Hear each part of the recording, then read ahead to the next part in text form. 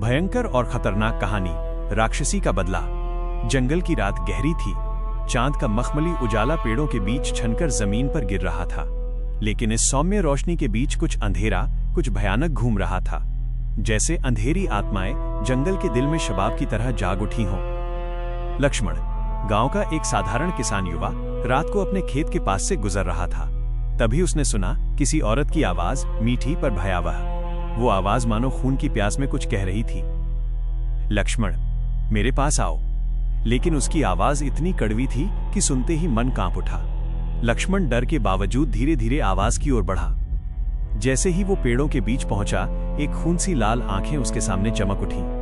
वो आंखें इंसानी नहीं थीं, वे किसी राक्षसी की आंखें थीं, बहुत सुंदर, पर भीतर से भीषण और मृत्यु संग जुड़ी हुई। उस राक्षसी की त्वचा चांदनी में चमक रही थी, पर उसकी सांसें मानो जमीन को ही चीर रही थीं। राक्षसी की चाल फरिश्तों जैसी थी, पर उसके कदमों की आहट मानो किसी अनदेखी मौत की घोषणा कर रही थी।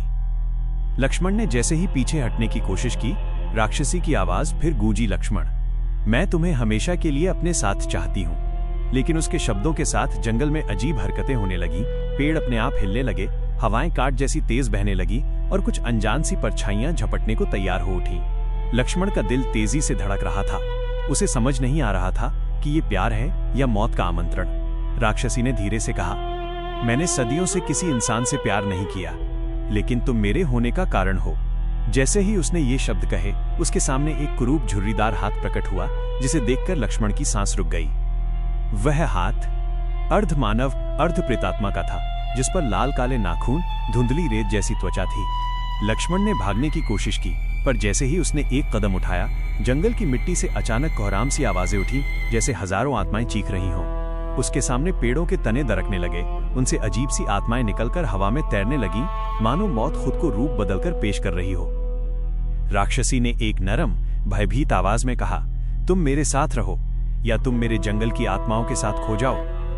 उसके शब्दों की गूंज इतनी भारी थी कि लक्ष्मण के कान भौहों की तरह कंपा उठे। जैसे ही लक्ष्मण ने पलटा, उसने देखा कि जंगल का मार्ग अब गायब हो चुका है। हर दिशा में केवल अंधेरा और सामने राक्षसी की लाल आंखें, जो अब और भी चमकीली और भी शिकार की तरह तैयार दिख रही थीं। उसकी हंसी जंगल में गर्जना की तरह गूंजी, और जैसे ही वो हंसी ठहाका लगा, धरती कांप उठी और न जाने कितने अनजान प्रेतस्वरियां आसमान से झरने लगीं। अब लक्ष्मण की सांसें थमने लगी थीं। राक्षसी ने धीरे से कहा, तुमने मुझे बचाया, अब तुम हमेशा मेरे साथ रहोगे। और तभी एक भयंकर गर्जना के साथ आसमान में बिजली चमकी, जैसे किसी दैत्य की आंख चमक उठी हो। लक्ष्मण ने आखिरी बार पीछे देखा।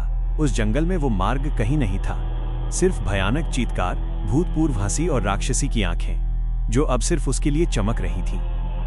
कहते हैं, अगर तुम मध्य रात्रि में उस जंगल के पास से गुजरोगे, तो वहां से आती हुई एक मीठी परंतु भीषण आवाज सुनोगे, जो कह रही है, मेरे पास आओ, मैं तुम्हें अपने साथ ले चलूं। और उस आवाज के साथ हो सकता है तुम कभी वापस न लौट पाओ। जंगल उस रात भी वैसा ही था, लेकिन लक्ष्मण वैसा नहीं रहा। जिस जगह से वो गायब हुआ था, वहां अब सिर्फ टूटी हुई जमीन थी, जैसे किसी ने धरती को अंदर से नोच लिया हो। गांव वालों ने सुबह खोजबीन की नाम पुकारे गए, पर जंगल से सिर्फ एक अजीब सन्नाटा लौटकर आया। और उसी दिन से गांव में अशुभ घटनाएं शुरू हो गईं। रात होते ही औरतों को सपनों में कोई बुलाने लगा, बच्चे नींद में चीख कर उठने लगे, और जंगल की तरफ से हर आधी रात को एक औरत की हंसी आती, मीठी मगर हड्डियां जमा देने वाली। उधर लक्ष्मण की आंख खुली तो उसने खुद को एक ऐसी जगह पाया जो धरती पर नहीं हो सकती। चारों ओर काले पत्थर थे, जिन पर लाल लाल लकीरें चल रही थीं, जैसे पत्थर नहीं बल्कि जीवित मांस हो।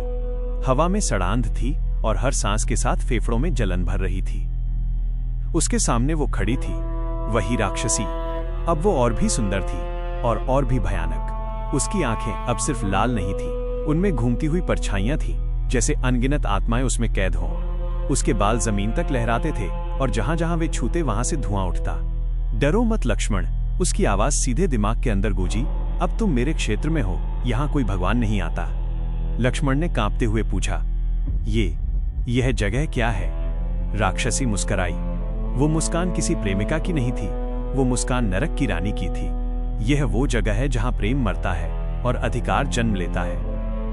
तभी जमीन हिली, चारों तरफ से भयानक आकृतियां निकलने लगीं, आधे इंसान, आधे जानवर, बिना आंखों के, बिना मुंह के, लेकिन सबकी छाती में जलती हुई आग थी। ये सब कौन है? लक्ष्मण चिल्लाया, ये मेरे प्रेमी हैं। राक्षसी ने शांति से कहा, या कहो, जो मेरे प्रेम से बच नहीं पाए। लक्ष्मण का शरीर सुन्न हो गया।